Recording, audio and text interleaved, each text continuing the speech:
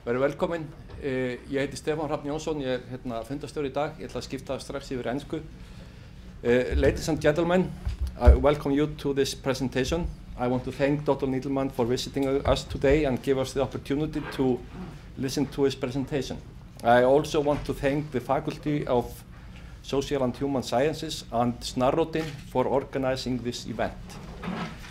Dr. Nadelmann earned his master's degree from London School of Economics and his PhD in political science from Harvard University. He has written books and a number of articles on today's topic in highly ranked scientific journals. Dr. Nadelmann is a director of the Drug Policy Alliance, an US advocacy group that is actively working for changes in US policy on drugs. He's one of the most known activists against criminalization of drug use and has, as far as I know, made significant contribution to recent changes in drug policy in some states of the US, such as states of Washington and Colorado. He has also been consultant on drug policy in other countries, including countries in Central and South America. The issue of drug policy is a very interesting topic in itself. But as a sociologist, I'm also very interested to learn about how groups of people can contribute to changes in social policy. I very much look forward to listen to your talk. The floor is yours, Dr. Nadelmann. Okay. Thank you very much. So these are for recording here, I guess, and you can all hear me anyway. And this is for recording or for recording? Okay. Okay, well, thank you for having me at the university, and thank you to the Icelandic Civil Liberties Union, Snarrótina, for bringing me over to Iceland. Peter Thorensen in the back there, who had called and said, when you're in London, please stop in Iceland on the way home to New York, and so it's my pleasure. I will, if I speak too quickly, please somebody raise your hand and say slow down. Because in the United States I can speak extremely quickly, and I need to remember, I know you all understand English, I can speak very fast. What I thought would be most helpful here would be to present a vision as well as the experience of different ways of dealing with drugs, especially the illegal drugs. I've learned a little bit about the situation in Iceland over the last few days. Most of my work is in the United States, where I run the leading organization in the country, and probably the biggest in the world, advocating for drug policies grounded in science, compassion, health, and human rights. And if I offer what seems like advice to Iceland, take it in the spirit. I also see the work that I do essentially, I mean, if I define myself first and foremost, it is as a human rights activist who happens to work in the field of drug policy and drug control. And in that sense, when I look around the world and see things that seem inconsistent with a policy towards drugs grounded in science, compassion, health, and human rights, I feel free to offer my opinions and take them, please, in that vein, not as that of an arrogant American coming to your country to tell you what to do. In fact, I am much more aggressive in criticizing my own government and the own local and state and federal governments for how they do what they do. Just quickly, there's a question I oftentimes ask audiences in the United States, which let me start off with this easy questions. First of all, just for a show of hands, how many of you believe that cannabis should be legally regulated more or less like alcohol? Raise your hands. Okay. And how many of you think that's a bad idea? Raise your hands. Okay. And how many of you are not sure? Raise your hands. And how many of you think that all drugs should be legally regulated to one way or another? Raise your hands. And how many of you think that's a bad idea? Raise your hands. Okay, and how many are not sure? Okay. Now, and this question, maybe it's better if I ask everybody to close their eyes for a minute. How many of you have ever used cannabis? Raise your hands. Okay, how many of you have never raised cannabis? Raise your hands. Okay, and the rest of you I can see are not sure. How many of you And how many of you, please close your eyes in this because this is a, how many of you have ever used cocaine? Raise your hands. And never used cocaine? Okay, and similarly, how many have used ecstasy or MDMA? Raise your hands. And never used? And see, now I would ask a question where even those of you who have done it will not raise your hands, I think. How many of you have ever injected a drug, injected a Ritalin-like drug or something else? Okay, I assume it's something greater than one or two, but I admire the courage of the few who raised their hands. And how many of you know somebody who has spent time incarcerated because of a drug violation? Raise your hands. How many of you know nobody who has ever spent time behind bars? Okay, and some of you I can see are thinking, did that person go to jail or not? He should have. Okay. And how many of you have experienced living with addiction, serious addiction to alcohol or other drugs in your family? Close friends, raise your hand. And how many of you don't have that? Okay, so my understanding is as Icelandic audiences go, you are much more supportive of legalizing cannabis and generally than other audiences. So what I will do here, but I also understand that a good group here is not agree. I will not assume. I will therefore be obliged to explain some of the reasons why we are moving in that direction around the world, even though most of you already agree with that sentiment.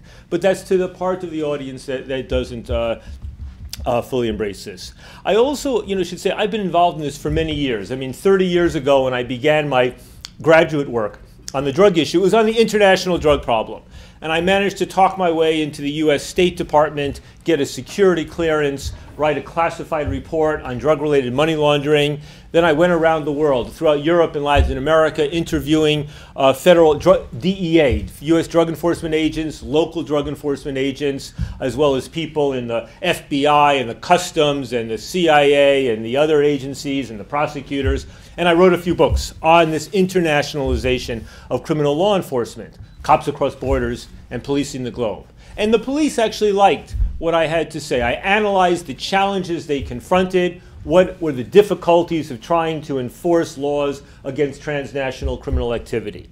But I always had a feeling that there was something fundamentally wrong with these laws. Always. I didn't think this way when I was 12 or 13 and seeing the drug education programs of the late 60s and early 70s. But by the time I was late in high school, I saw something was wrong. My friends were beginning to smoke marijuana. Some of them were very smart and very good. Others I didn't like the way they were. I went to college in Montreal in the mid-70s, and I started to drink with my friends, and we started to use hashish. And in fact, there at Montreal, that was mostly interesting. Hashish, not marijuana, imported from mostly Europe. And I enjoyed it, and it was not a problem for me or for most of my friends, but there were a few it was. I could see alcohol was a much bigger problem. I mean, people got ugly and violent, but most people did not, right? And I knew people who had used the psychedelics, and one or two had done, and for 6 months they had sort of been checked out, but for most it had been a generally positive experience. And I tried that some years later, and also derived great benefit, I believe, from my experience with those things. I regard myself, personally, as having been a successful drug user. And I must admit, I continue to be, although not here in Iceland. But I mean, not unsuccessful here, just I don't do it here. What I was aware of is that, and as I learned more and more, that as with alcohol, where most people can use responsibly, but some people cannot, that same thing is true certainly with cannabis, certainly with cocaine. It is probably also the case with the opiates, including heroin. It is definitely the case with the psychedelics. And therefore, one of the ways I began to think about drug policy was, how do we construct a drug policy that for the majority who can use these substances in a responsible way, that you leave them alone. Leave them alone. And for the group that cannot use them in a responsible way, what are the optimal policies to ensure that they do as little harm both to themselves and their families and their communities as possible? Right? And so I began, and then in the late 1980s, when crack cocaine came up in my country, and fortunately you have been mostly spared that here, we really entered a period of what might be called mass psychosis in America around the drug war. In the late 70s, a period of live and let live. The 60s were the period of rebellion. The 70s, the period of live and let live. And the 80s was the generation people who had been offended by the 60s and 70s, having their opportunity to lash back. And the emergence of crack cocaine and the shift from many affluent and middle-class people using cocaine to poorer people smoking cocaine, and with a more severe social consequences, led to our massive American war on drugs in our country and around the world. We passed laws that were extraordinarily draconian. We locked up millions of people. The result is that my country, the United States, which in some respects I still regard as the beacon of freedom in the world, even though we have our major flaws. My country, which has less than 5% of the world's population, has almost 25% of the world's incarcerated population. We now lock up people at 5, 7, up to 10 times the rate of most European countries, Japan, Canada, a range of others. We have the highest rate of incarceration of any democracy in history, right? And our rate of incarceration of African American men grossly exceeds the rate of incarceration in the Soviet gulags of the 30s, 40s, and 50s. African American men are more likely to spend time behind bars than they are to go to university. And mind you, African American men are no more likely to use these drugs than are white men. African American men are to some extent not much more likely to sell drugs than others. But they live in poorer communities, there is underlying racism in our society, the police spend their time in more dangerous communities. Older African Americans call the police in because they are scared and don't think of the consequences.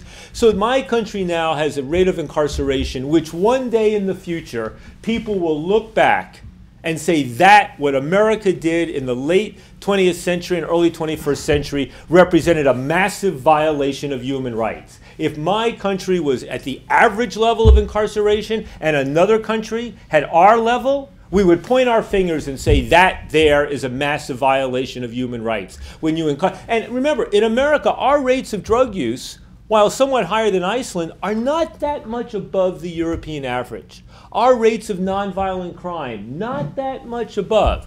We do a little more gun crime because of our gun culture, right? But I mean, that's not most of the people in prison. So there's been something fundamentally wrong in our society, right? And that just now in the last few years, we are beginning to pull back from that. Now, the other tragedy is that because we have been a superpower for so long, we have exported our policies to the rest of the world in bilateral mechanisms, multilateral, international organizations, using all sorts of inducements and pressures to get countries to buy in to our view and to an international drug convention constructed, in some respects, in our own image. And we did this to some extent because superpowers like to project. It's the nature of being a superpower. In some part because when other governments mirrored what we did, it made us feel more justified in our own policies. It was a form of sort of paternalistic projection of our own views and ideologies on drugs.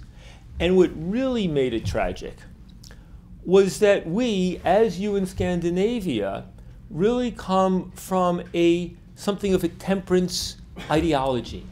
Right? I mean, Iceland and the United States were among the few countries in the Western world to prohibit alcohol for some years in the first part of the 20th century. Right? We had the experience, I mean, of alcohol, seeing all of its harms, and of a movement emerging to say it is better to prohibit this. We transformed a movement around temperance into a prohibitionist movement that led to our 18th Amendment, national alcohol prohibition, Al Capone, organized crime, violence, corruption, all of these things, and ultimately the repeal. And I believe you and Iceland did in a very gentle way what we did in a very Al Capone-ish, dramatic way in America. right? Now, the downside of that was that embedded in the American ideology was a quasi-religious sentiment that our bodies are sacred, that we have an obligation to our Lord and Maker not to pollute these bodies with these evil substances, especially alcohol in the early part. And that sobriety, abstinence, is not just a good in and of itself. It is a good for which people must be coerced to adhere for the betterment of society, hence alcohol prohibition. Now, we rejected alcohol prohibition. We then applied those sentiments to the other drugs, to marijuana and cocaine and heroin, and other ones as well. But one of the manifestations of that ideology of abstinence was 30 years ago when HIV began to spread among injecting drug users, by and among injecting drug users and then to their lovers and their children and what have you. The Netherlands and Australia and even Margaret Thatcher's United Kingdom were very quick to realize that much as they wanted to stop drug abuse, the number one priority had to be reducing the spread of this deadly disease for which we had no cure. And that meant that if allowing drug injectors to have access to a clean needle would reduce the spread of the disease, then so be it. The Dutch began to just put buckets at the treatment programs. Put a dirty needle here, a clean one here. Now we'll try to work on your treatment. But let's at least do that. The countries that did this kept their HIV rates among injecting drug users under 2%, under 4%. Countries that failed to do this, not everyone, but many, saw the HIV rates jump to 30, 40, or 50%. In the states of New York and New Jersey, over 50% of the drug injectors, illegal drug injectors, were testing positive for HIV by the late 1980s, and virtually all of them are dead now, as well as the babies and others that were infected.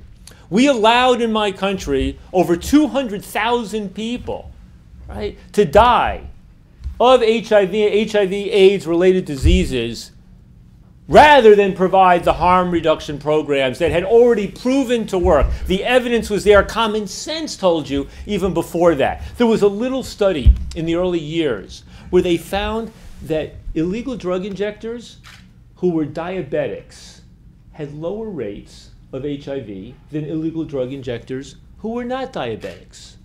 Why?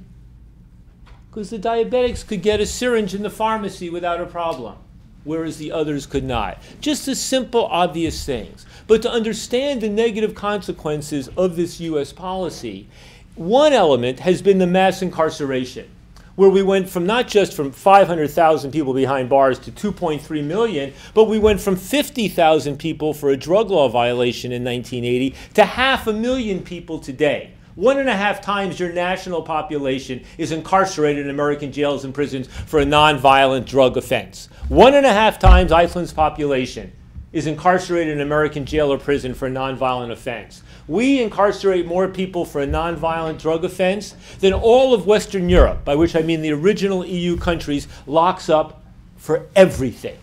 Just to put this in some perspective. So we have this mass incarceration policy that is inflicted disproportionately on people of color. Then we had this policy of opposition to harm reduction, which resulted in hundreds of thousands of deaths, and which has made us very slow to respond to the most recent crisis of people dying of drug overdoses, which actually drug overdoses typically means using heroin or pharmaceutical opiates in combination with alcohol or benzodiazepines. That's what mostly an overdose is. But we had more people die of a drug overdose last year than die in an auto accident, the number one cause of accidental death in America, and we're just beginning to embrace the harm reduction approaches to do that. Then, of course, there's a third consequence of all of this criminalization approach.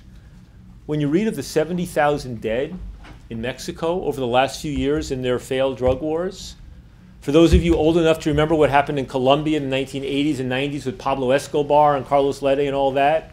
Those of you looking at Afghanistan, where up to 50% of the GDP until a few years ago was the illegal opium industry. Looking at what's happening in West Africa, where some countries are becoming practically narco-states. Different Caribbean countries being taken over by this. Violent gangs, criminal organizations dominating this business, including in Europe, right? All of this throughout, I mean, a policy that essentially, I mean, think of the absurdity. In 1998, the UN General Assembly holds a special session on drugs. And what is their motto? A drug-free world. We can do it.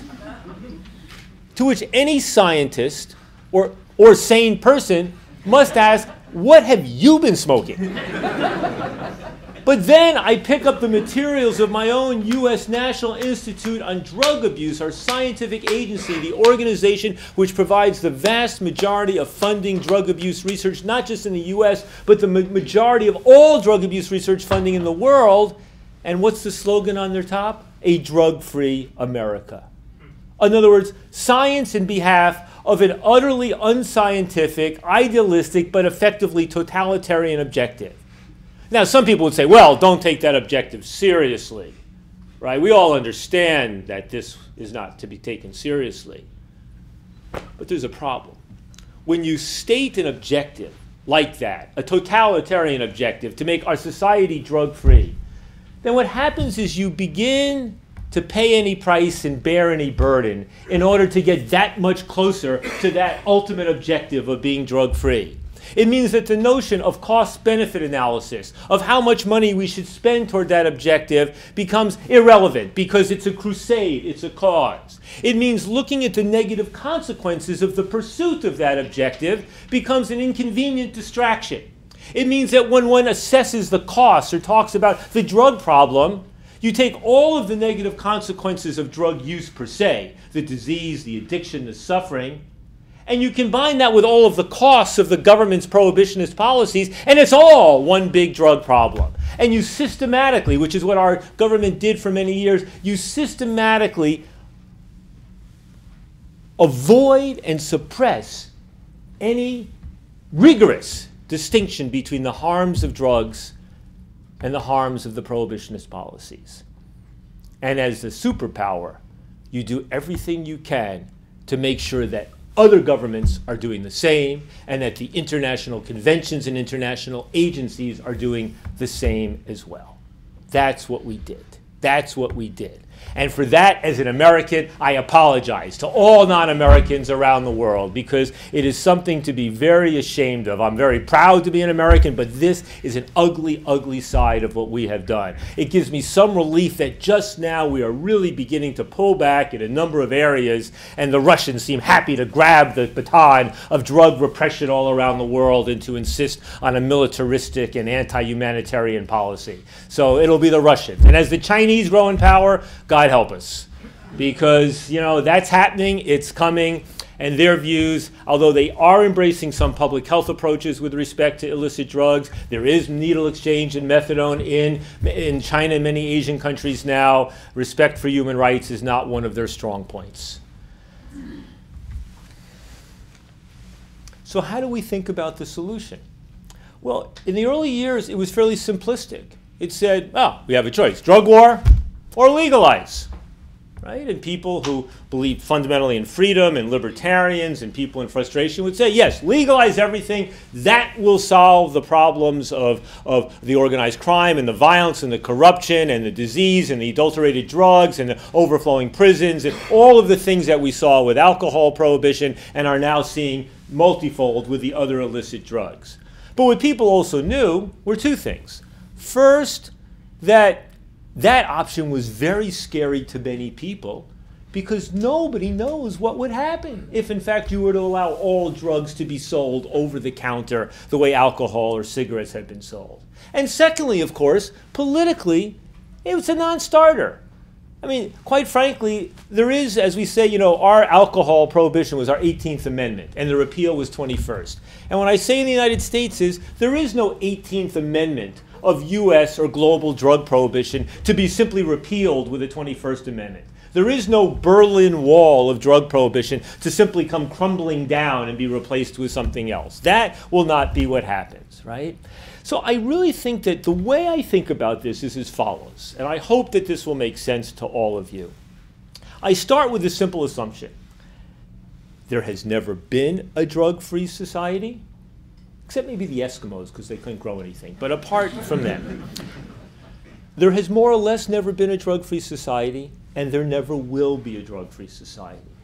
One thing we can be almost certain about is a generation from now, there will be an even greater diversity of drugs, produced perhaps illegally, certainly by pharmaceutical companies of all sorts. A generation now, we will have Ritalin generation 7, we will have ecstasy generation 5, we will have Viagra generation 13, and all sorts of combinations of these drugs. We will have much more sophisticated brain chemistry, which maybe will help us treat addiction, but also will help the pharmaceutical companies produce drugs that better deliver, hopefully in better, more efficient ways. But the notion that we will not be using these substances and that essentially we will become pharmacological Luddites who are all abstinent pleasantly, I don't think that that's going to happen, right? Therefore, the challenge for your society, mine, and for global society is not how do we get rid of these substances, nor is it even how do we build a wall or a moat between those substances and ourselves, between those substances and our children. The real challenge is, can we take a deep breath? Can we accept deep down, not just here, but here and here, that these things are here to stay, whether we like it or not, and that our ultimate challenge as civilized human beings is to learn how to live with that reality so that it causes the least possible harm and in some cases the greatest possible good. That, I think, is the challenge. With these plants and these chemicals, they're here. How do we learn to live with that reality so the substances cause the least possible harm and in some cases the greatest possible good? Now, when it comes to a matter of public policy, here's how I think about it. You have at the one end the most draconian policies, the most prohibitionist policies, the Saudi Arabia, Singapore, cut off their fingers, whip them, pull them off the streets, drug test them without cause, put them into things that you call drug re-education camps, which are essentially prisons, right? That's that. Then you move down the spectrum this way till you get to the other end, the free market. No controls on drugs except maybe for children. What I might refer to as Milton Friedman's wet dream, right? The libertarians believe either as a matter of right over sovereignty of body and a right of property, that whether that has good results or bad results, that's the policy we may do. Other libertarians believe that that policy is not just the best in principle, but in point of fact, it is the one that will lead to the best results. The fundamental divide on some level between the people who are dug in as prohibitionists and the people who are truly committed as legalizers is that question about what is the vulnerability of modern American society, or modern human society, your society, our society, to a greater availability of drugs. This option down here, I don't see it happening. I don't see how it's going to happen. I think that any changes will be incremental, right? I don't know if it'll ever happen. But I still think it's important to think about it. Why is it important to think about legalization of all drugs, even though it will probably never happen? For two reasons. The first reason is an analytical one, because it forces us to clarify, to make that sharp distinction in our own mind between the harms of drugs The addiction, the death, disease, crime, suffering, and the harms of the government policies, the incarceration, the violation of civil liberties and human rights, the violence and corruption in Mexico, the spread of disease, the environmental damage from the drug eradication campaigns, the cynicism and hypocrisy that result from the ways we deal with these things. It forces us to make that distinction in a very clear and sharp way, always, always. But then there's a second reason. Thinking about that Milton Friedman scenario asks us to requires that we ask ourselves fundamental existential questions about what is it that we really fear about that? What is it that we really fear about that? And one can look historically and say, well, I mean, look, in the late 19th century, certainly in my country, I don't know about Iceland, most of the substances that are now illegal were legal, right? I mean, cocaine, Coca-Cola had cocaine in it till 1900. Van Mariani, the Bordeaux wine with a cocaine infusion in it. Cannabis was available. The opiates bought on the counters, liquid opium, laudanum, morphine, all of these things. Heroin began to be available. In 1898, Bayer Pharmaceutical came up with 2 new products in the pharmacies. Bayer aspirin for your headache, Bayer heroin for your cough. Right? Actually a very effective cough suppressant, and most people use it successfully in that way without becoming junkies. Right? And at that point in our history, most people, a higher percentage of the population used these substances than now, but with significantly fewer negative consequences. In fact, if you ask historically, at least in my country, how and why was it that we came up with this distinction between which drugs should be legal and which drugs should be illegal? I mean, I don't know if you did this in Iceland. My sense is Iceland made a bunch of drugs illegal without even knowing what they were. Right? I think that's part of your drug history. Oh, yes, so they told us we should. So, you know, who knows what they are? Sure, make them illegal. Let's not think about. But in America, it was a little. I don't know if anybody believes that we had 100 years ago an early version of our National Academy of Sciences, Institute of Medicine, that organized the leading scientists and said which drugs should we criminalize and which ones should we make legal. No, of course not. No such thing happened. Right? In the 1870s in my country, do you know who the principal consumers of opiates were in the 1870s in America? Anybody know the answer? Chinese. No? Soldiers. Nope. Women. Women, exactly. So you had the Civil War soldiers and problem addiction, you had the Chinese, right? But it was middle-aged women. Middle-aged women. Opiates were widely available, right? There was no, at that point, aspirin, Motrin, people going through menopause, didn't have medication for that, women going through the time of the month, you had bad sanitation, lots of diarrhea, nothing stops you up the way opiates do. I mean, there was no other painkiller. So opiate was the universal treatment for many, many things, and readily accessible. Large numbers of middle-aged women used these things. Some of them used it every day. And were they addicted? Well, hard to say. I mean, so long as they had their daily supply and went about their lives, and they were dependent. We can discuss that a little later.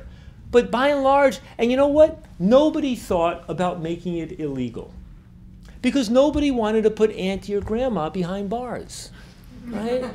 But then the Chinese come to our country, working long hours on the railroads and in the mines and what have you, 80, 90 hours a week, and then going back to their little dorm houses or their tents or whatever and smoking a little opium like they did in the old country, just like the white people would have a few drinks at the end of the day.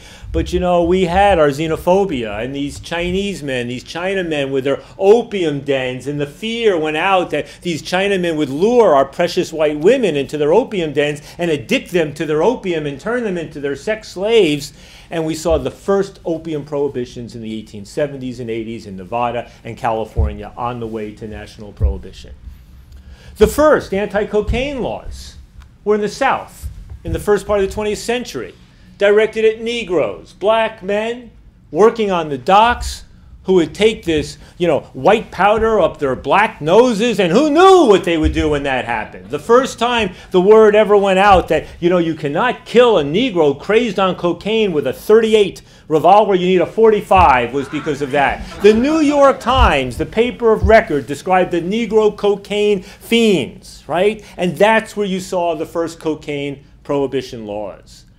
Cannabis prohibition was about the Mexican and Mexican Americans coming up, crossing the border to the western and southwestern states, taking good jobs from the good white people, going back home, smoking up a little of that funny smelling marijuana cigarette, the song La Cucaracha, Cucaracha, no puedo caminar sin su marijuana, right? And people once again freaked out, just like with the Chinese and the blacks. What would those Mexicans do to our precious women and children under the influence of this psychotic drug with which we are not familiar, right? Even alcohol prohibition in America was to some extent a broader cultural conflict between the white Americans and the not-so-white Americans. Between the white Americans who came to America in the late 18th century and early 19th century, and the not-so-white Americans who came by the millions from southern and eastern Europe to my country, including my ancestors, flooding the cities, scaring the hell out of the good white Americans, just like Americans are scared by the migrations from Mexico and Central America now, right? And that fear around rapid transformation and urbanization drove the prohibition and temperance movement. It was not that the white Americans did not drink as well, but there was on some level an awareness that when you make a popular vice illegal, you hope it will stop. You have fantasies that people will stop using it. But what you also know is whenever you take an activity that is engaged in by large numbers of people, and make it illegal and enforce those laws, it is inevitably the case, maybe not here, but in many societies, that the police will disproportionately enforce those laws against the less powerful members of society, against the young, against the poor, and against the darker skinned. Right? I realize this is not so much an Icelandic issue, but in my country and many others, that has been the history. That has been the history. The African American ministers who championed alcohol prohibition in the teens and then who championed the drug war of the 80s and 90s were, to my mind, fools. Because it essentially called in oppressive forces for moralistic reasons where in the end there was no benefit to their communities in terms of reduced consumption of these substances, but massive negative consequences in terms of arrest, incarceration, crime, and violence, and all of these. And now, fortunately, many more are beginning to figure this out. Right? So the origins of these laws were not based in a rational framework. If you want to know why some drugs are criminalized and some not in my country and many others, it has almost nothing to do with the relative risks of the drug and almost everything to do with who uses and who is perceived to use those substances. That's the fundamental one. Certainly here, I know this was true in Australia and in Canada and also in the UK. I know this has been true in terms of what happened with criminalization of coca in Latin America. You see it happening with the issue of khat in parts of the world as well. But on the other hand, when I think about legalization, you know what most scares me? There's two scenarios that scare me. The first one is what happened with cigarettes. You know, people consumed tobacco in the 19th century, pipes, rolling tobacco, rolling, and then a couple of things happened. One was the emergence of those tobacco rolling machines that enabled tobacco to be produced very quickly in these packs that we use today, which transformed the nature of consumption and removed some of the ritual. And the other one was the First World War, where massive numbers were sent to the troops as part of what was their subsistence, and where all of a sudden you saw a mass increase in the consumption. And then, of course, the growing equality of women, where women began to participate in these activities with men as well, and where the social traditions of women don't do that began to fade. And you had a substance emerge incredibly rapidly that turned out to be just about the most addictive substance ever known to man, right? In every survey of heroin addicts, when they ask heroin addicts what's the most difficult drug to quit, hands down the majority say cigarettes. right? People think heroin's the phantom drug, the one that turns you into things you can never quit. The heroin addicts say cigarettes is the harder one to quit, right? And then it turns out that this substance consumed the way we do in a smokable form has an incredible rate of disease and death associated with it. Well, that's one thing that gives me fear about if one could imagine a leap to legalization. I'd say I want to watch out for that. The other model that gives me fear about total legalization, it's what's happened, well, with what many people would call the three most powerful drugs known to humankind. Sugar, fat, salt. Sugar, fat, salt. Sugar, fat, salt.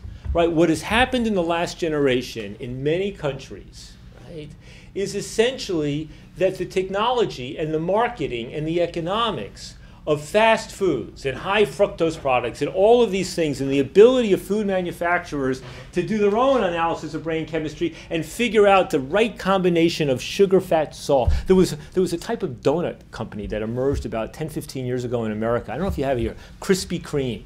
Do you have Krispy Kreme?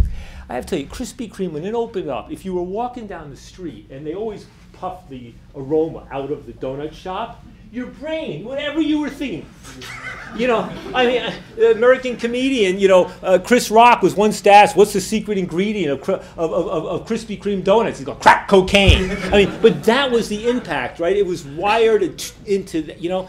But what you see is, and what you saw in my country, many others, I mean, especially, I mean, and in impoverished societies as well as the Gulf states, you've seen an increase in obesity, and an increase in obesity-related diseases, and a growth in weight, and diabetes, and all these other illnesses, which are now killing more people than the illegal drugs, and to some extent even the legal drugs are killing. And I'm saying, whoa, put that type of technology into the hands of profit-driven pharmaceutical companies, or even put it in the hands of the government and taxing government, you know, similarly profit-seeking in their own way. Right? And my fear is that the emergence of new products, we've seen what happened there, is enormously scary to me. Where you have a financial interest to produce products that are highly seductive and highly associated with dependence. Now, mind you, the newer products will be much less likely to kill you. They will maybe even extend your life, but we can't be sure because they can emerge so quickly we don't have the evidence sometimes for years. But all that is the hypothetical. It's the questions we have to ask ourselves about what we fear. The reality is that drug policy reform, pursuing a drug policy grounded in science, compassion, health, and human rights, inevitably means incremental reform, right? It means moving down this spectrum. If I'm asked to define the objective of drug policy reform in one sentence, I can. It's a long sentence, but I can. Our objective is to reduce the criminalization, reduce the role of criminalization and the criminal justice system in drug control to the maximum extent possible while protecting public health and safety. To reduce the role of criminalization, the criminal justice system in drug control to the maximum extent consistent with protecting public health and safety. That obviously means a transition from a criminal justice approach to a public health approach. The resources, the mindset, who sits at the head of the table in governments when you're dealing with drugs, whether it's law enforcement or health, right? It's that transition. Fortunately, evidence has emerged which indicates that all of the steps as we move down this way have significant benefits and almost no downsides. And this, I think, becomes especially relevant to Iceland's case. Not all of it. What we know now is that incarcerating people for many, many years doesn't work. In the sense that even the conservative criminologists will say, when you give a 20-year sentence instead of a 5-year sentence, it has no deterrent value because the young people engaging in the markets are not deterred. So we are seeing the movement away from these mandatory minimum harsh sentences in my country, even as a few, like the crazy right-wing government in Canada, goes the other way, but mostly the other way. What else we know? We know with syringe exchange, HIV, and you have a little syringe exchange here in Reykjavik. right? We know that making sterile syringes available to drug injectors, whether through pharmacies or needle exchanges, reduces the spread of HIV and other infectious diseases without increasing drug use in the broader society. We know that.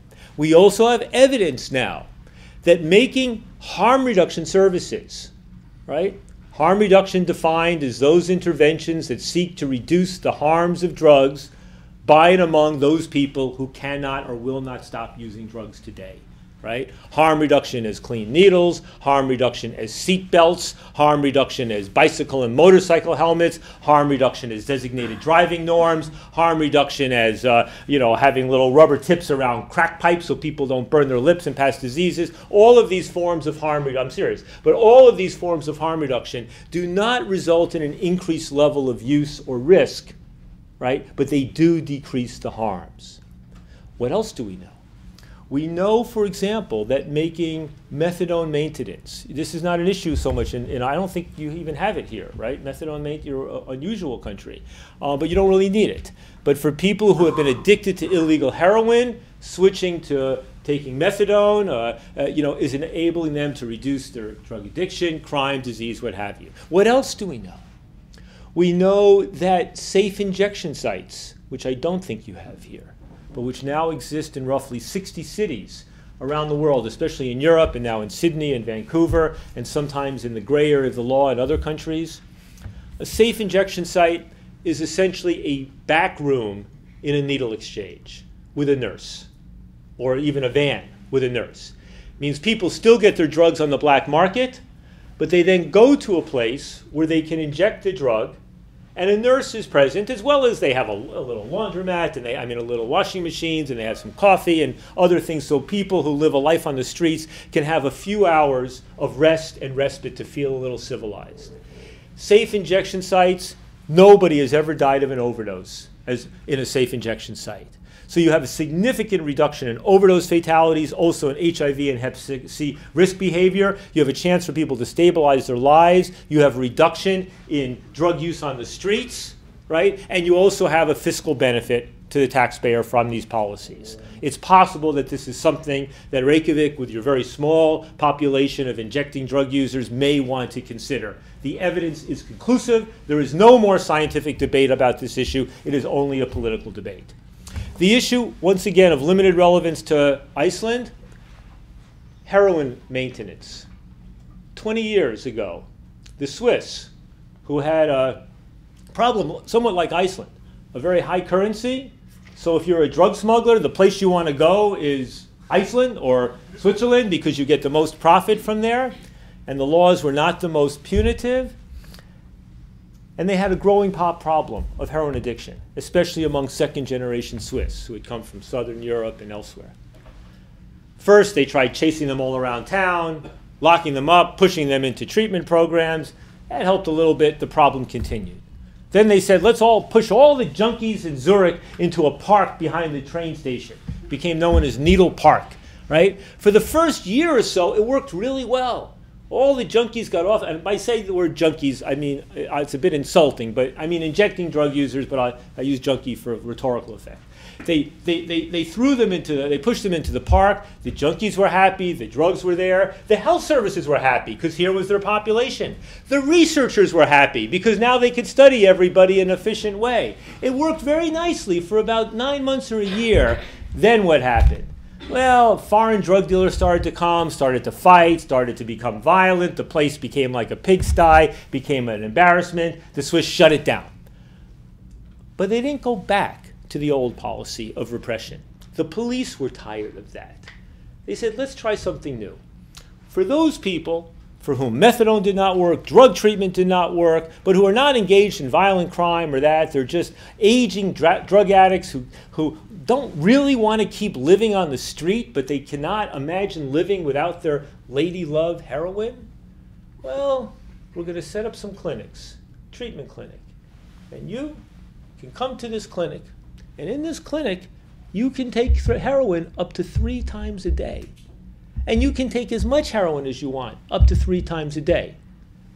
And we'll also give you your medications and deal with your because most were Hep C positive, many were HIV positive. We'll give you your medications, we'll give counseling, we'll try to help you get some part-time work so you can, in the morning and the afternoon, you can maybe get some work. We'll help you stabilize. And the results in Switzerland were very, very good. What started in Zurich and Bern then spread to the other parts, and then they had local referendum where the population approved. Then the police whose initial reaction was, that's crazy. You're paying me to arrest these guys. You're just going to give them the junk they want? What was the whole point of this thing? The police land up becoming the biggest proponents of heroin maintenance. Why? Because they see that it reduced acquisitive crime by drug addicts, it reduced the size and dynamism of the black markets, and it gave a nod to the public health people who were saying that this would work.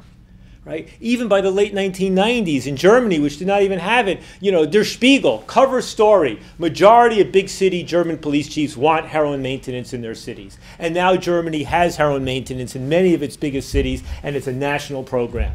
Right? And then the British, who had always done it in a little way, a doctor's prescribing system, they set up a program as well. And the Dutch, using different methodologies, and it's because some of their immigrants don't inject it, they actually smoke or chase the dragon on aluminum foil, they set up that type. Every case it worked. What do I mean by work? It reduced the problems of heroin addiction, it reduced the risk behaviors, disease, reduced fatality and morbidity, right? Arrest dropped, crime dropped, right? And when they did the fiscal analysis, it turned out that running these programs was cheaper than arresting or dealing with these people in the emergency rooms. It was a net benefit to the taxpayer. Finally, about 6 years or so ago, in Denmark, which was rapidly peeling away from the Swedish approach. Sweden sort of stands as the great prohibitionist of Europe. Right? Even as the rest of Europe moves another direction, the Swedes are there with their abstinence policy. We're not going to lock you up forever, but we will torture you to death if you can persist in using, these forbidden substances. But the Danes, who had been under the Swedish influence, were beginning to look more to the south. And they had a problem of heroin addiction. And they proposed to do a research study, like everybody else had. And then some people in Denmark said, wait a second. The results are already in from Switzerland, Germany, the Netherlands, and the UK. Every study shows that this works with different sorts of models. Given that it works everywhere else, why should we do a study here? Are Danes so fundamentally different from the Germans and the Dutch and the Brits that we need to do a different one? They said no.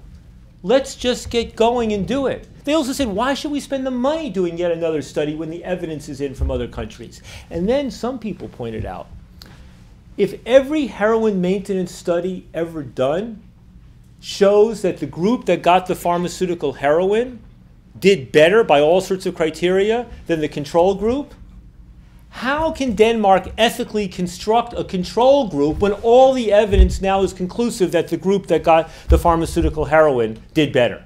So the Danes set it up, and they're doing it now. And Denmark, within Scandinavia, becomes a country doing safe injection site, having a drug user room, having harm reduction, right, and having heroin maintenance in a successful way, right? That, I think, was significant within Europe, for the Danes to move forward in that way, right?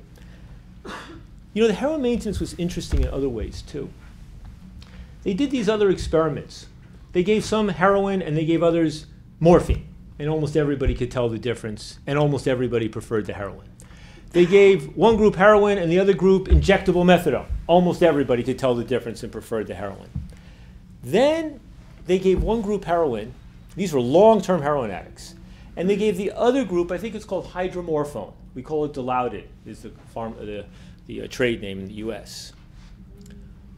Dilaudid's a drug which is given, probably in Iceland, it's given in hospitals for pain treatment, coming out of surgery, given to hundreds of thousands of people each year in my country, right? And long-term heroin addicts could not tell the difference.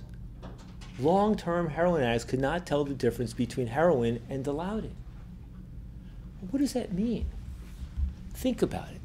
It means that if you could snap your fingers tomorrow and all the heroin in the world disappeared, and was replaced by a synthetic opiate, Dilaudid, nobody would know the difference. It means that if in all the hospitals where they're giving Dilaudid right now to people coming out of surgery and dealing with serious pain, instead they just started giving them heroin instead, nobody would know the difference. It means if you spelled heroin, D-I-L-A-U-D-I-D, or Dilaudid, H-E-R-O-N, nobody would know the difference, right? It means that I remember one time teaching a class. I used to teach at Princeton, and we were talking, and at one point I had a guest speaker, and he took out of his packet a little bag, and he threw it on the table in the seminar room. And everybody looked like this, and he said, "That's heroin." They went like this, like it was an animate object. They said, "Just kidding, it's not really heroin," right? But the notion of this drug, heroin, because of what we've done in our society to create this fantasy around it, while forgetting it actually happens to be a very effective pain medication that turns into morphine once it comes into the human body, right? It's very easy to become dependent upon, but many people can stop their dependence, right? Many people develop a tolerance. You know, the people understanding part of what the heroin maintenance programs did is they transformed the understanding of drug addiction in their countries so that people began to understand that what they thought they knew about heroin addiction was actually had less to do with the drug and more to do with the context, the legal and cultural and economic context in which it was used. It means, conversely, sometimes we think, what if we could prohibit cigarettes, right? We did a poll in America some years ago, and we asked, would you support a federal law to make cigarettes entirely illegal? 45% of Americans said yes. The two groups which were the highest support were conservative Christians and young people. Very rarely a group that agrees, but they agreed. Right? The conservative Christians because of their moral views. Young people because they're already accustomed to having limits and restrictions on tobacco, very sensible controls. It's banned here, it's there. And the young people just think, here a ban, there a ban, everywhere a ban. Why not just ban the whole thing? Right? And what would happen if we did that?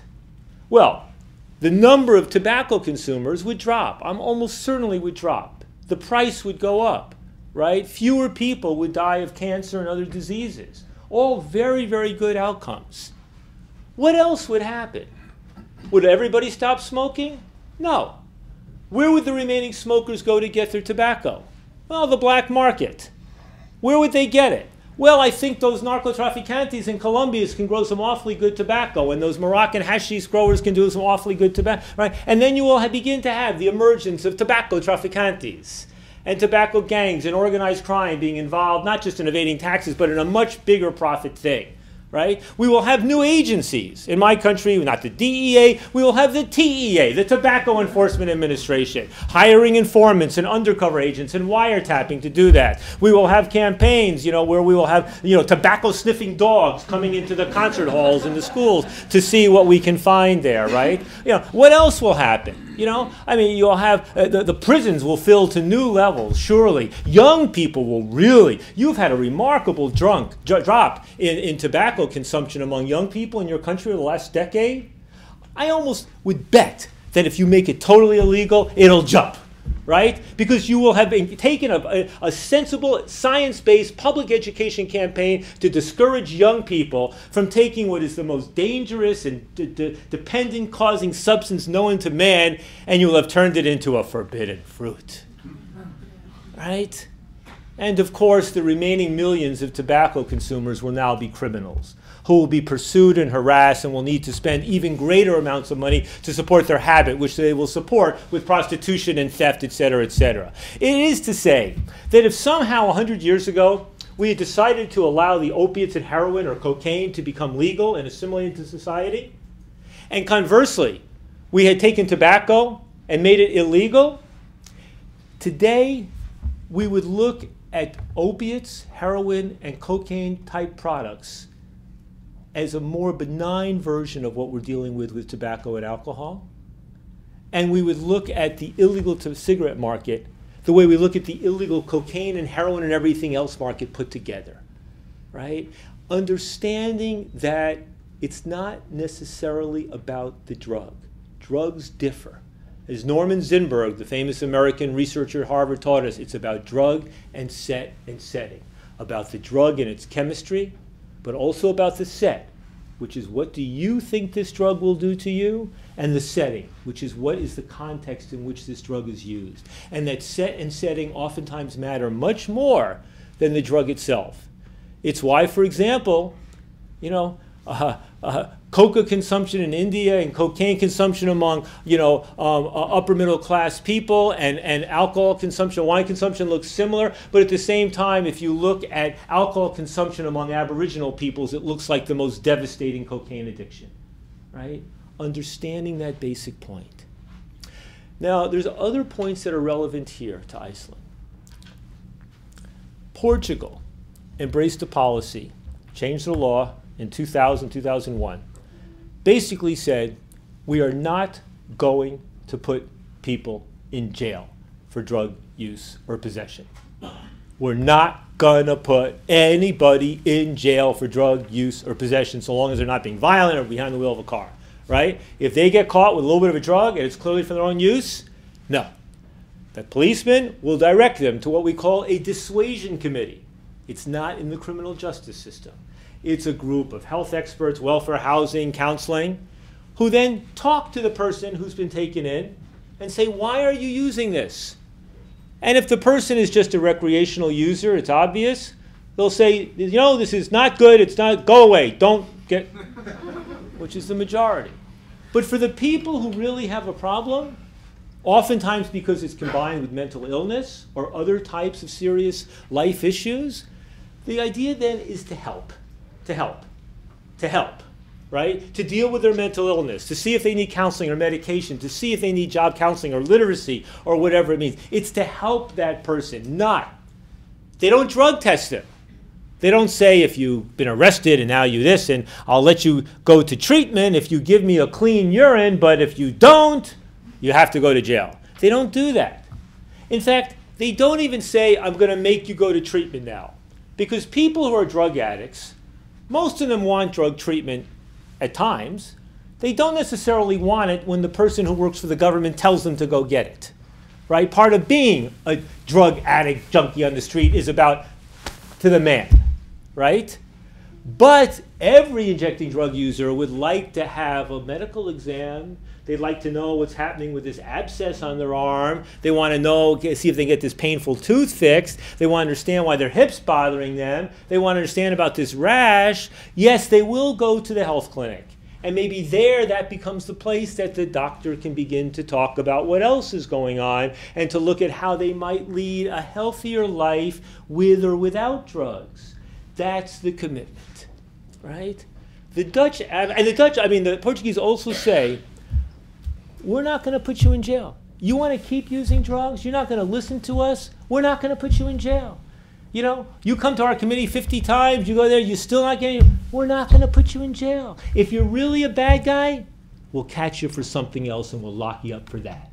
You're stealing, you're doing other stuff, that's what jail's for.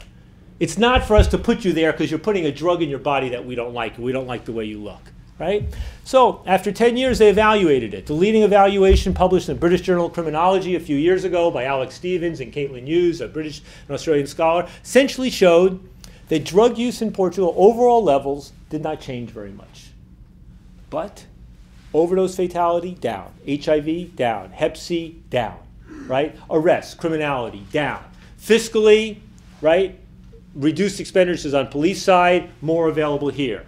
Now, the Portuguese, I just learned this morning, in fact, went through their own economic crisis like you did and like Greece did and what have you, and that has resulted in increasing levels of risk behavior and HIV beginning to emerge again in some of these countries. So there are these risks associated. But overall, the Portuguese demonstrated that you could take a policy of putting nobody in jail for drug use or possession, right? And it would result in net positive health outcomes. If you look at all the comparative literature, one of the things you find is that in free societies, open societies, there is no causal relationship between the harshness of the criminal penalty for drug possession and the levels of use in the society. no causal relationship between the harshness of the criminal penalty and the level of use in the society. You can have countries with harsh laws and high levels of use, like mine, harsh laws and low levels of use, like Sweden, you know, lenient laws and high levels, like Spain, lenient laws and low levels, like the Netherlands. There is not a relationship. The best book on this is Drug War Heresies by Peter Reuter and Rob McCoon, who were affiliated with the RAND Corporation and now teach at University of Maryland and at Berkeley, right? Most people naturally assume if you end the criminalization of drug possession, of course consumption will go up, right? Fewer sanctions, more use.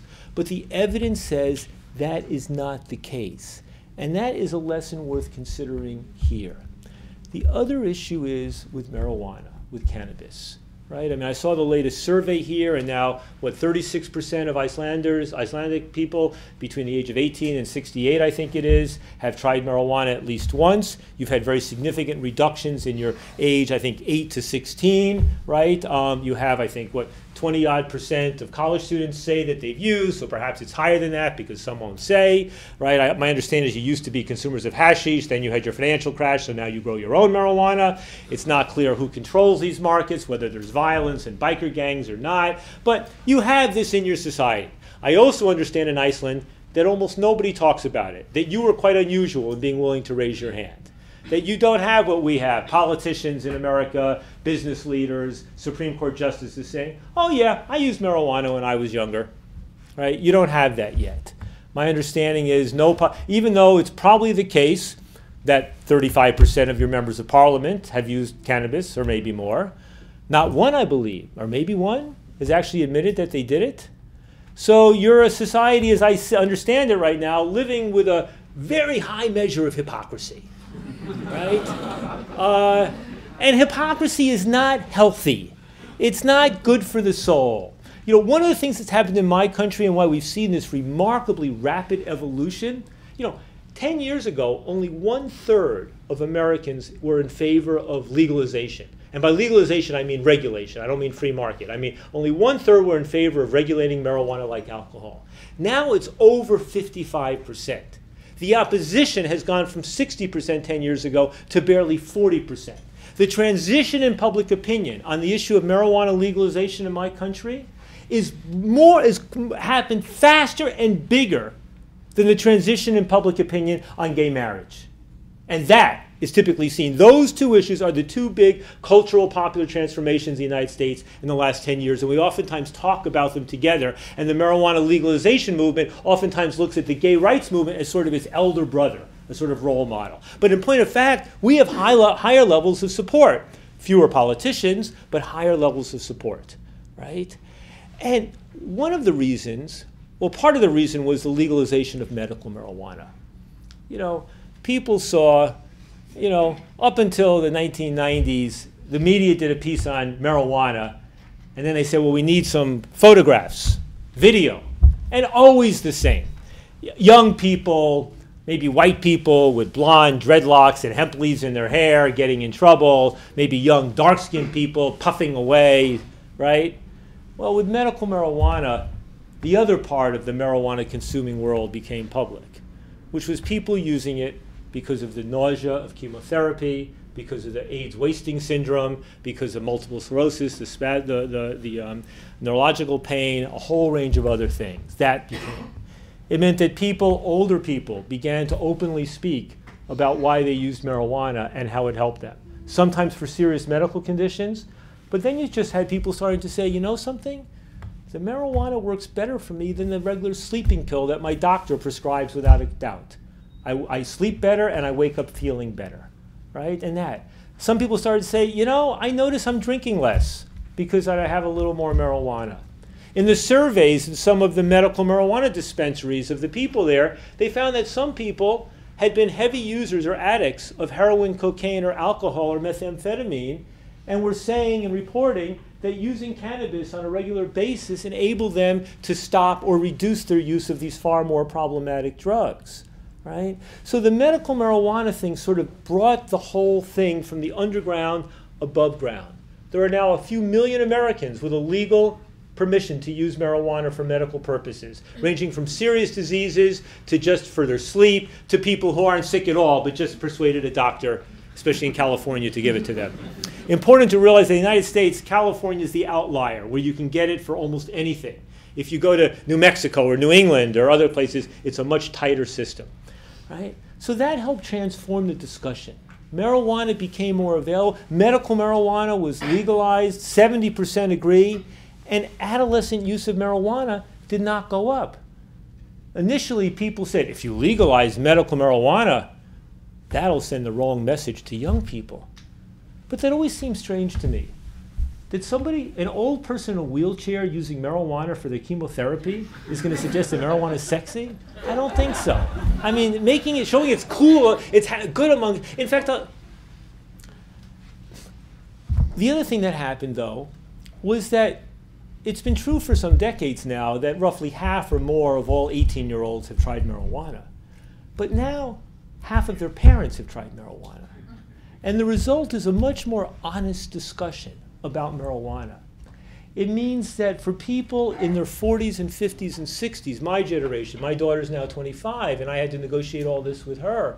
But what it means is that millions and millions, tens of millions of young people in America, the message that they're getting now from their parents, many of whom use these substances and most of whom do not have a problem, is if you smoke cigarettes, I'll kill you, right? Alcohol, be careful. I mean, you know, we're a suburban culture, cars, this, you know, young men getting violent and stupid. I mean, girls getting stupid. I mean, you know, be careful around booze. Marijuana, I don't really want you to use it, but if you do, you know, wait till you're a little older and just be careful. It means millions of American parents, tens of millions, basically, if they know their teenager is going to a party, are much more worried about the party with alcohol than the party with marijuana.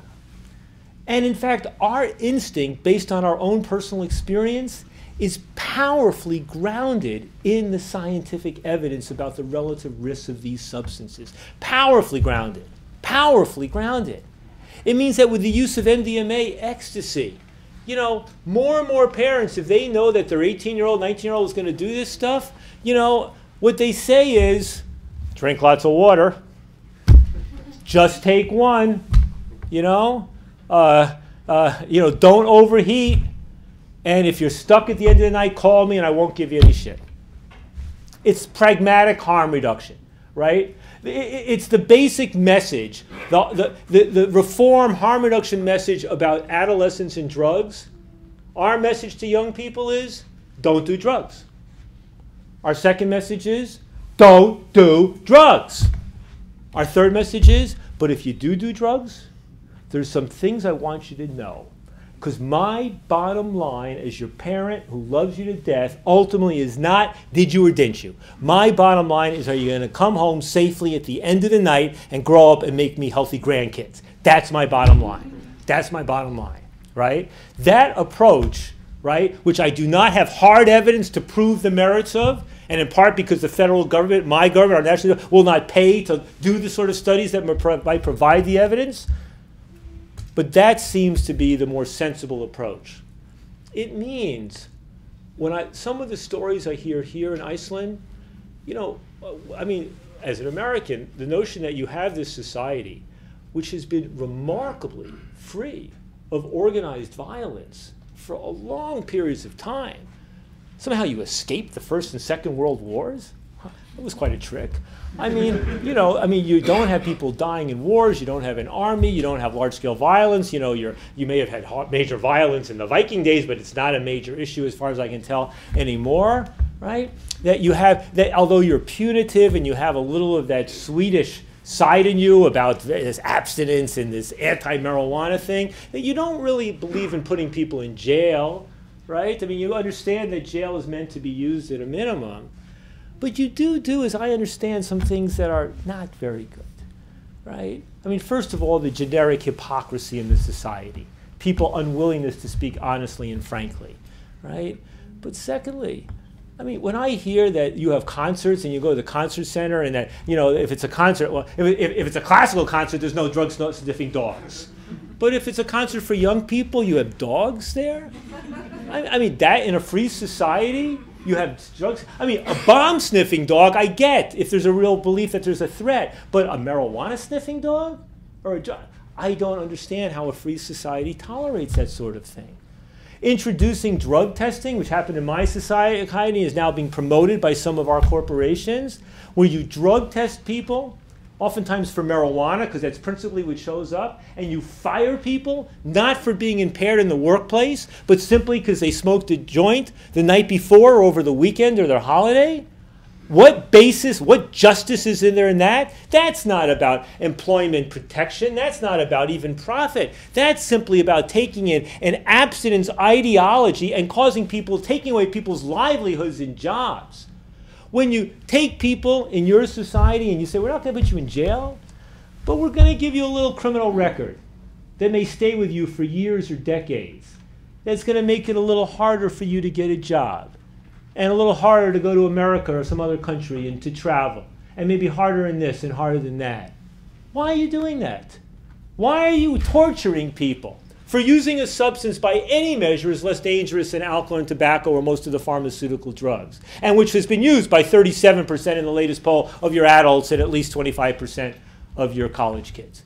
How can you do that and randomly subject the poor ones or the dumb ones or the unlucky ones who get caught in that way? And is it true that in Iceland, that if somebody, a responsible adult, a good parent, happens to be growing a few marijuana plants in the closet and is an occasional marijuana consumer and otherwise a good parent, that their child can be removed by the state? Does that actually happen here? Yes. In other words, that you will tolerate types of alcoholism. You need an alcoholic parent to be truly abusive before you will take away their child. But somebody who grows a couple plants and relaxes with marijuana and is a good parent can actually, that is not a characteristic of a free or decent or humane society. That is not. That is not. That is not. So there are some things that are going on here that do not seem quite right. That do not seem quite right. Right? That's why I think a more honest and open dialogue can emerge. Right? And with this little group you have of the people injecting Ritalin on the streets, are you doing everything? When that was that little outbreak of HIV a couple years ago, did that happen because of a failure of policy or not? Right? Or is everything being done to minimize the harm that that unfortunate group is doing to themselves and others? Right? I don't know. I don't know. And Iceland, as a sovereign nation at the United Nations, now, as the world prepares for the next United Nations General Assembly Special Session on Drugs in 2016, where we can be assured they will not proclaim a drug-free world, we can do it, but where the Russians and the Chinese and the remnants of the American bureaucrats and the Africans and others will be advocating for punitive policies, and a growing number of Latin American governments and European governments will be advocating for more harm reduction, public health, decriminalization policies, the question will be, where will Iceland stand? Will you effectively give your vote, as the Swedes do, to the Russian-Chinese punitive approach that may not result in massive incarceration in your own societies, but does in other societies? It legitimizes it? Or will Iceland give its vote to those governments that are advocating for drug policies grounded in science, compassion, health, and human rights? I hope, and I am fighting for, and I have committed my life, so that we have working towards a new drug control policy in my own country and around the world. If things go well, we will replace the failed global drug prohibition regime of the 20th century with a new global drug control regime of the 21st century that looks a lot more like the WHO Convention on Tobacco Control, that emphasizes public health, where the public health people sit at the head of the table and the police take some directives from the public health. That's what we should be fighting for. That's what I hope Iceland will come and fight for as soon as possible. I wish you fortitude and Godspeed in opening up this discussion in a more elevated dialogue in your own society, and I thank you for the invitation to be here. Thank you very much.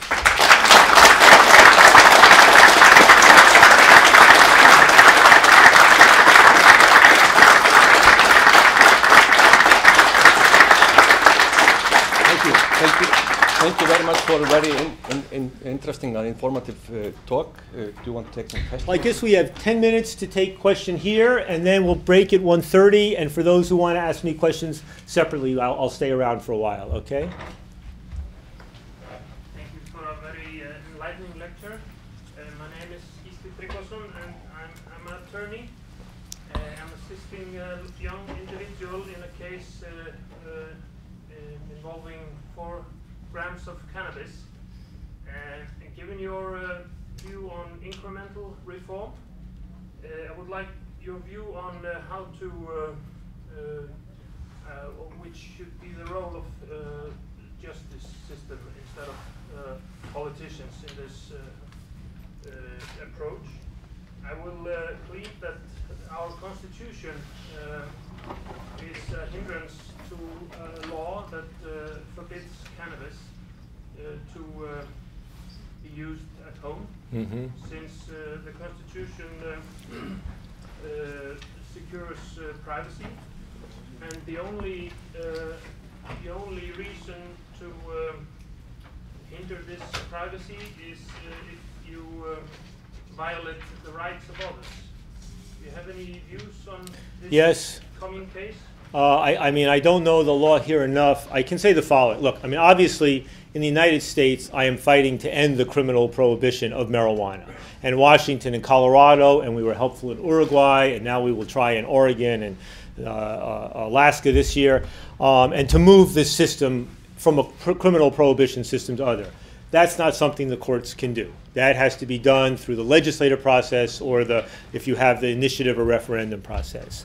I think that the options, I mean, here's the following things I think. Part of it, of course, is the law, right? You have, for example, in Europe, the contrast between the German legality principle and the Dutch, opportunity principle. And my understanding is that Iceland leans towards more of the opportunity principle in its interpretation of the law. There's that the implementation of the law and sanctions should be consistent with other values in society. There's an element of judgment to be applied. I think that the Dutch model, right, of making the conclusion that the penalties applied by the state will do more harm to the individual and society than the offense for which they are charged, the possession of 4 grams of cannabis. That is one sort of argument. I also know that there are a growing number of countries, I think Colombia, Argentina, Germany, where because of their constitutions, in Germany it's the right to the freedom of the development of one's own personality. Other places it's the right of sovereignty or self-fulfillment or self-right. That what's happening in some of these countries, I think Spain as well, is that judges are saying that given this constitutional provision, that the use of this substance cannot be treated as a criminal matter. And since use and possession are essentially of a piece, I mean, that issue, sometimes, like for example, a few weeks ago at the UN meetings in Vienna, there was an advisory committee with some somewhat conservative people. But one of their provocative points, and I can send this to you, is they said that the criminalization of drug use is not beneficial towards the broader drug control objectives. The head of the U.S. National Institute on Drug Abuse signed this, other surprising governments. They're making a careful avoiding saying drug possession and just saying drug use, but how one negotiates that drug use, drug possession distinction is important. It's also important in terms of, we always tend to focus on the international drug control conventions, but there's 2 things to say about that. The first one is that they do not require, the international drug control conventions do not require any country to criminalize drug possession. That's first. And that secondly, many of the provisions of the drug control conventions are seen as undermining or being in opposition to global health and human rights conventions. And too little has been made of that, but more will be made of that. And I think one can look at those human rights conventions, including the European ones and the international ones, and to see if there's an argument that can be made in that way. So I think those are the key elements. It's notable that, for example, the leading human rights organization, the U.S. Human Rights Watch, went through a major internal discussion and announced a new policy this year of saying that the criminalization of drug use and possession violates human rights. And I think we're going to see more of that wave coming. I think in a way, this issue around the criminalization of drug use and possession is really following a decade or a generation behind ending the criminalization of homosexuality. I think the notion that we should not discriminate between or among people based upon their sexuality is becoming more and more a principle of liberal and humane societies. And I think the principle that we should not distinguish among or between people based upon which substance they put in their body, that principle is the one that will follow in those footsteps. And it's going to depend upon innovative lawyers finding innovative judges to advance that sort of approach. We have, I think, yes? My name is Hann, and I was just wondering if you could talk a little bit about, because for me, the problem with decriminalization over regulated legalization is that it still allows the black market and violent gangs essentially to profit enormously. So I was wondering, for example, in Portugal, where things have been decriminalized, the black market is still turning immense profits. I was just wondering if you could. Yeah, sure. I mean, the argument between the decriminalization or even ending the criminalization, the legalization of use or possession, as opposed to the legal regulation of production and sale. I mean, here's the way I think about it. Virtually every place, first of all, we have solid evidence that decriminalization or ending criminalization of possession does not lead to increases in use. With legalization, there may be an increase in use, right? Because the price will drop, availability will increase, criminal sanction will go away. Personally, I actually think what will happen with the legalization of cannabis, people always say, what about the young people? I'm not so worried about the young people, because they already have such high access and availability that they will not have higher availability. Maybe the price will be lower and that will affect it. I think that the principal higher levels of consumption are going to happen among older people. People in their 40s, 50s, 60s, 70s, 80s, and 90s. It's going to be people, basically saying, I find it helps me to sleep, or I prefer it to alcohol, or it helps with my arthritis, or my diabetes, or maybe it spices things up in my marriage of 30 years. I mean, that's what's going to be, I think we're going to see an increase in that generation using. But the second thing I would say is that politically speaking, almost everywhere I have looked, the decriminalization of possession, or the Dutch model, is an inevitable, at least first step. Almost nobody goes from outright prohibition to outright legalization. The decriminalization does a few things. First of all, it reduces the harshness of the criminal law without increasing use. It also allows the society to get used to a higher level of tolerance, right, which helps to change attitudes more broadly. The other thing is, some people say, well, if you decriminalize, you'll undermine the momentum for full legalization. But I've never seen that happen. If anything, what it does is it changes the dialogue, the culture, and the discussion. And then what happens is the internal contradiction of keeping the markets illegal while possession is legal. That internal contradiction begins to demand resolution. And that's where people begin to say, as we did in the US, why should we have people getting it from the criminals when instead they could be paying taxes to the government and getting it from a legal business which is civilly liable under the law, right? It's why the Swiss and other Europeans and Canadians said, why, with heroin, why not allow people who are addicted to heroin to get it from a legal source? It's why I think ultimately, if you look at the three main components of the global drug policy reform agenda, just speaking narrowly about drugs, one is the removal of cannabis from the criminal justice system in as many countries as possible. The second is ending the criminalization of drug possession with a serious commitment to treating addiction as a health issue. And the third, and this is the hardest one, and it goes to your question, is figuring out systems. This will be the major design challenge of global drug policy reform over the next 20 and 30 years.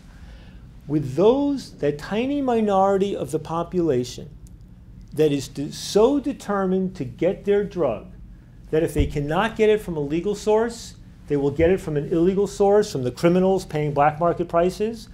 The challenge is, how do we design systems to allow those people who are determined, whether they're addicted or just determined as a matter of will, to get their drug, how do we allow them to get it from a legal source without endangering the broader public health? That will be the big design challenge. And I think we will see that emerge with cannabis. We will see that emerge with opiate substitution programs. We will see that emerge with the psychedelics, where more and more research is emerging about their medical value. And I think the greatest challenge will be, how do we do that with the stimulant drugs? And I think there the focus will probably be on allowing stimulants to become more available in oral forms, and seeing the extent to which we can move people who have problematic stimulant use, smoking, injecting, trying to find ways to move them to less dangerous drugs or less dangerous forms of consumption. And with that, thank you very much. I'll leave my business card up here, and happy to talk with anybody who wants to talk.